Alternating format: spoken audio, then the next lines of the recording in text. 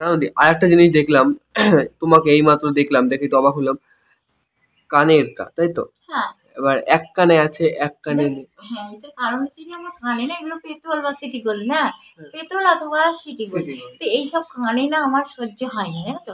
আমার কানে সহ্য হলে এগুলো হাতে বা ধরো আঙুলে বা হাতে যে যদি পরা যায়, হ্যাঁ। তো সেটা সহ্য হবে, হয় জানি না, আমি আঙুলে তো পরিনি, আঙুলে হবে কিনা সহ্য জানি না, তবে হাতে পাতে সহ্য হয়। সিটি গোল্ড পরেছি অনেকবার, সেজন্য সহ্য হয়, কিন্তু এই কানে না কিছুতেই সহ্য হয় না।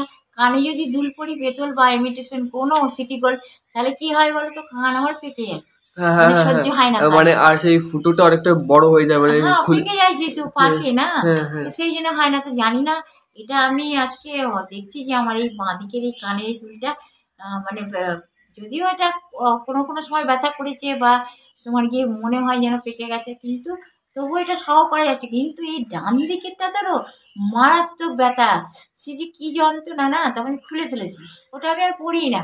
যেদিন পড়িয়েছে তারপরে সেই রাতটুকু ছিল, সকালবেলা এটা খুলে ফেলেছি।